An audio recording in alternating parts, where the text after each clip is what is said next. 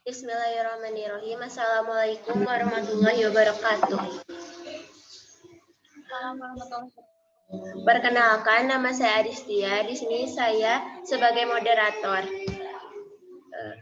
Saya dan teman-teman saya akan sedikit menjelaskan tentang dampak pandemi pada pendidikan dan antusiasme pendidikan Indonesia. Sebelum itu, saya akan memperkenalkan pada pembaca materi. Yang pertama, materi akan dibacakan oleh Dia Nurul Fauzi, kedua oleh Rika Rismawanti, ketiga oleh Liendri Salsia Putri, keempat oleh Mahesa, kelima oleh saya sendiri, Adistia. Dipersilahkan kepada Dia untuk membacakan materi yang pertama.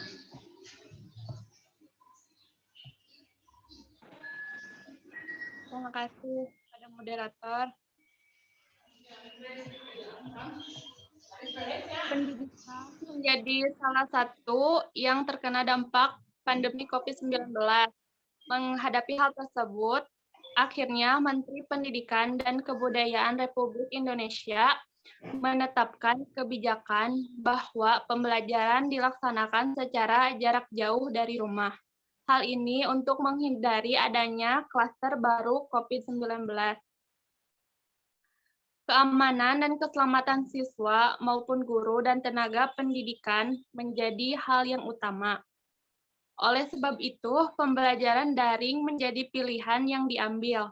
Namun, pembelajaran secara daring ini tidak dapat dipungkiri menghadirkan banyak ketidaksiapan baik dari siswa, guru, maupun orang tua. Kementerian Pendidikan, Kebudayaan, dan Riset Teknologi menyatakan jumlah sekolah yang terdampak COVID-19 di Indonesia sebanyak 407.000 sekolah, 3,47 juta guru, serta 56 juta siswa. Namun, Kemdikbudristek menerapkan sejumlah program guna menekan kesenjangan pendidikan di masa pandemi. Pandemi tidak hanya dirasakan di Indonesia, sedikitnya ada 127 sekolah di dunia yang terdampak COVID-19. Next.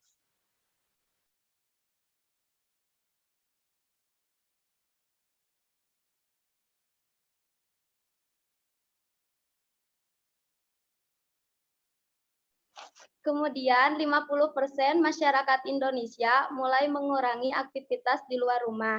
Terusnya 97,6% sekolah telah melaksanakan kegiatan belajar dari rumah, menyisakan 2,4% sekolah yang masih tetap menjalankan kegiatan belajar, mengajar intensasi pendidikan. Pada tahun 2020 menunjukkan 9,6% sekolah telah melaksanakan kegiatan belajar dari rumah. Hanya menyisakan 2,4% sekolah yang masih tetap menjalankan kegiatan belajar mengajar instansi pendidikan. Dari 2,4% tersebut, beberapa sekolah tetap melakukan aktivitas belajar mengajar di sekolah. Karena belum adanya jaringan internet atau perangkat pendukung pelaksanaan belajar dari rumah, kondisi ini bisa terjadi di daerah dengan kualitas jaringan internet yang buruk meski berada di pinggiran kota. Contohnya seperti daerah pedalaman. Untuk daerah jaringan internet yang tidak bagus, misalnya sinyal naik, turun, atau putus-putus.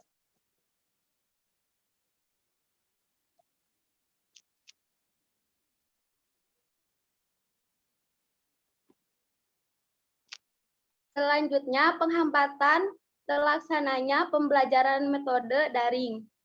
Akses internet yang terbatas, kondisi guru di Indonesia tidak seluruhnya paham menggunakan teknologi ini bisa dilihat dari guru-guru yang lahir tahun sebelum 1980-an, kendala teknologi informasi membatasi mereka dalam menggunakan media daring begitu juga.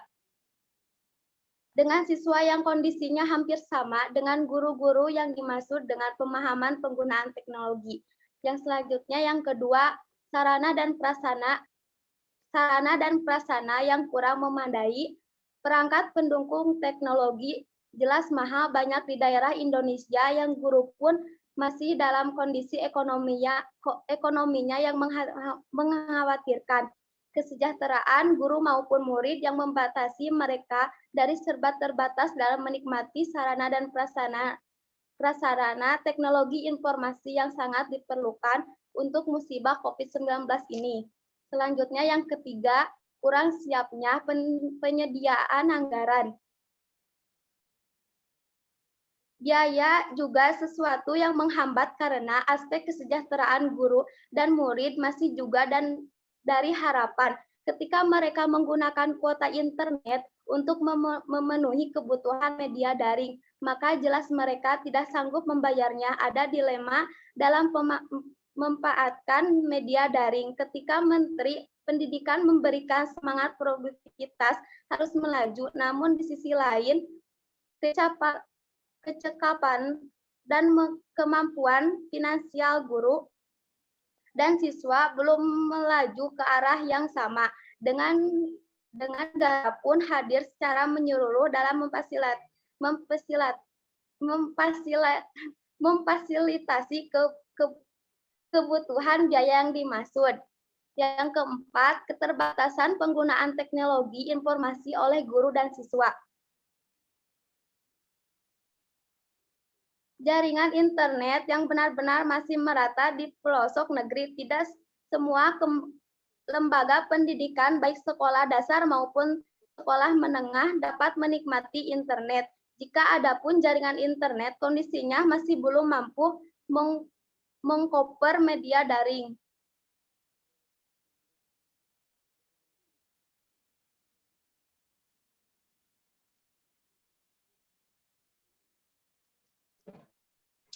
Adapun kelebihan pembelajaran secara daring yaitu yang pertama lebih praktis dan santai. Kelebihan pertama dalam pembelajaran daring karena dapat memberikan tugas setiap saat dan pelaporan tugas setiap saat.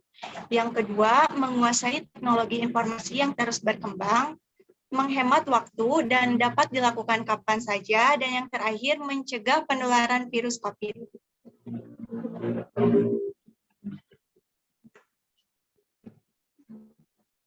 Adapun langkah strategis bagi dunia pendidikan Indonesia, langkah pertama yaitu dari pemerintah.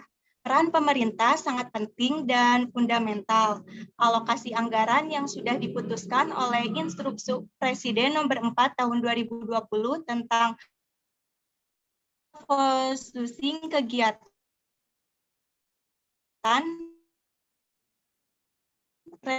relokasi anggaran serta pengadaan barang dan jasa dalam rangka percepatan penanganan COVID-19 telah dilaksanakan. Tua sebagai pendidik utama di rumah tangga harus menjalankan fungsinya.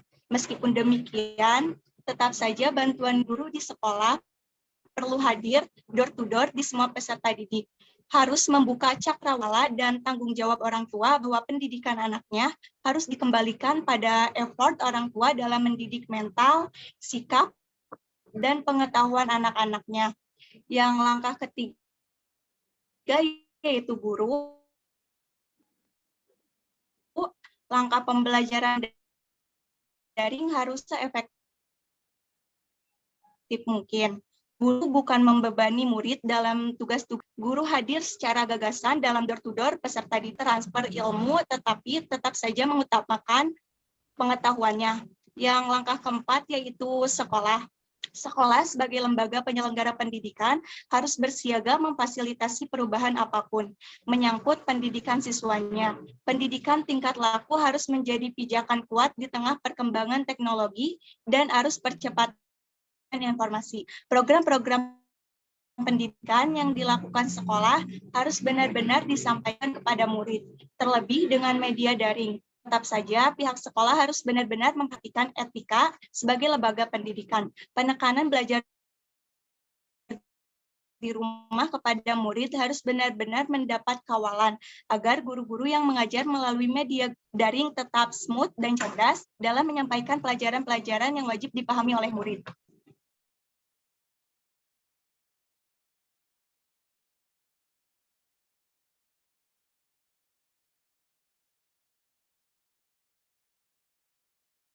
Baik, selanjutnya Di sini saya akan menjelaskan tentang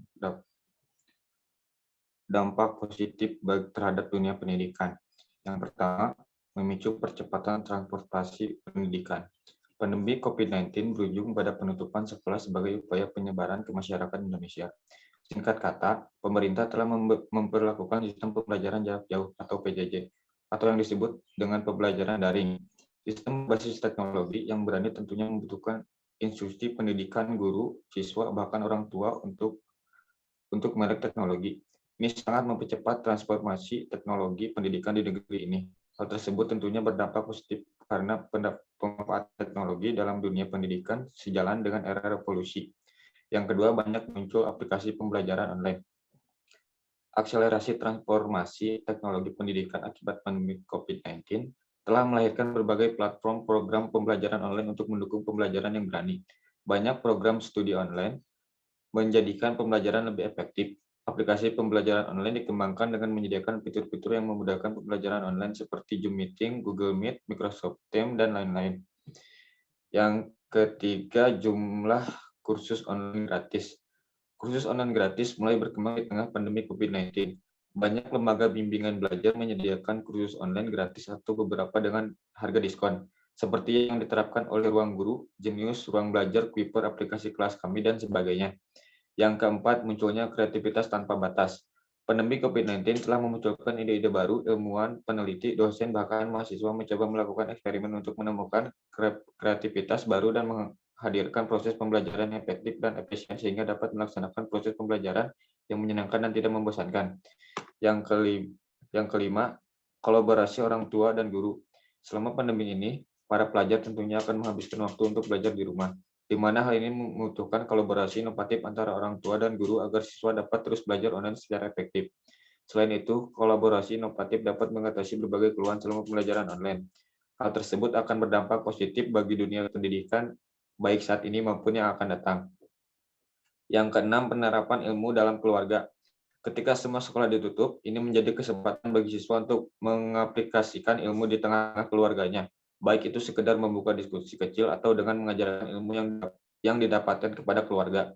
Hal ini berperan penting dalam meningkatkan pemahaman siswa terhadap suatu ilmu melalui penerapan langsung. Ilmu yang diterapkan secara langsung akan berpengaruh tidak hanya bagi yang mengaplikasikannya, tetapi juga bagi menerimanya. Yang ketujuh, menjadi lebih akrab dengan melek teknologi. Tidak dapat dipungkiri bahwa proses pembelajaran di tengah pandemi harus dilakukan melalui metode online sehingga penggunaan perangkat teknologi sangat dibutuhkan. Selama pandemi ini banyak dilakukan pelatih bagi para guru dan tujuan memberikan pembinaan guna menentukan metode pembelajaran yang bisa diterapkan pada saat pandemi yang tentunya berbasis teknologi. Yang terakhir, internet sebagai sumber informasi yang positif. Jika proses pembelajaran pada umumnya menggunakan buku cetak sebagai sumber belajar utama, maka dalam proses pembelajaran online internet merupakan sumber informasi yang dapat digunakan. Internet tidak lagi hanya digunakan oleh siswa sebagai sarana hiburan atau bermain media sosial, tetapi juga digunakan untuk mendapatkan informasi tentang pelajaran yang diajarkan, seperti mengakses buku digital, video pembelajaran, dan lain sebagainya. Meski begitu, tentunya hal ini tetap harus mendapatkan pendampingan baik dari guru maupun orang tua siswa, agar siswa tidak salah dalam mendapatkan informasi dan terhindar dari hoax.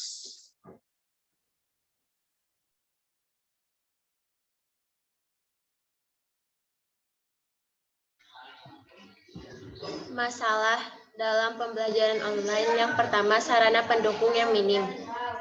Proses pembelajaran dilaksanakan secara daring atau jarak jauh menuntut peserta didik harus memiliki alat komunikasi minimal Android. Selain itu, menurut pendapat Moore et al. Dalam Firman Rahayu 2020 menjelaskan bahwa pembelajaran daring atau jarak jauh merupakan suatu kegiatan belajar yang membutuhkan jaringan internet dengan konektivitas, aksesibilitas, dan fleksibilitas. Yang kedua, pemahaman teknologi yang kurang. Pembelajaran dilaksanakan secara daring atau jarak jauh tak pernah lepas dengan adanya peran penggunaan teknologi. Teknologi menjadi hal yang terpenting dalam membantu guru menyampaikan materi kepada peserta didik. Berdasarkan penelitian, 75% diantaranya tidak memahami teknologi yang digunakan oleh peserta didik, orang tua juga minim kemampuan melek teknologi. Adanya kendala pemahaman teknologi membuat proses pembelajaran hanya terpaku dalam aplikasi tertentu yang mudah diakses. Selanjutnya, yang ketiga, semangat belajar yang rendah. Semangat peserta didik yang rendah dapat terlihat dari kurang aktif dan tertariknya dalam mengikuti pembelajaran daring meskipun fasilitas sudah memadai. Kurangnya kepedulian terhadap pentingnya literasi dan pengumpulan tugas portofolio serta menjadi hambatan dalam proses pembelajaran daring. Hal tersebut terlihat berdasarkan hasil dari penelitian 70% diantaranya sering mengumpulkan tugas dengan terlambat, membaca buku atau materi jika diberikan tugas oleh guru. Keadaan jenuh yang dialami peserta didik membuat motivasi belajarnya rendah. Tugas yang seharusnya dikumpulkan dalam waktu tertentu akan dikumpulkan jauh dari ketentuan waktu yang diberikan. Yang keempat, pencapaian tujuan belajar tidak maksimal.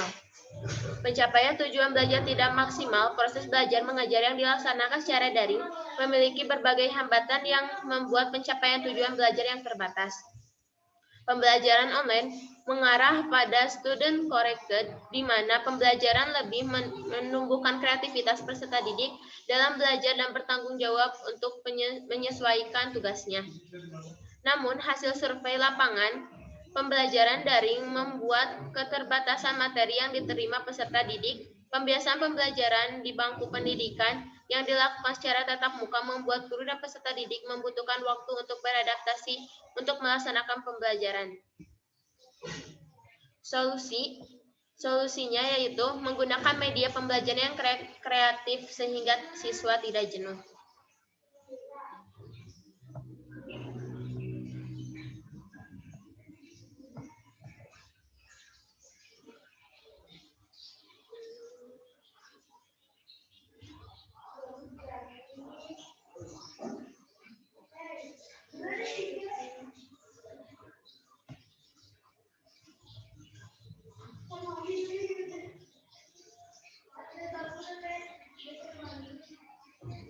Selanjutnya, antusiasme pendidikan Indonesia melakukan pendampingan penguatan pembelajaran secara daring. Agar pelajar tidak lupa belajar saat pandemi seperti ini, pemerintah mewajibkan kepada seluruh pelajar untuk belajar daring atau online. Dengan adanya daring ini, para pelajar masih bisa antusiasme belajar meskipun melalui tatap maya. Banyak kekurangan melalui daring ini, terutama para pelajar yang belum mempunyai gadget atau kendala di masalah jaringan.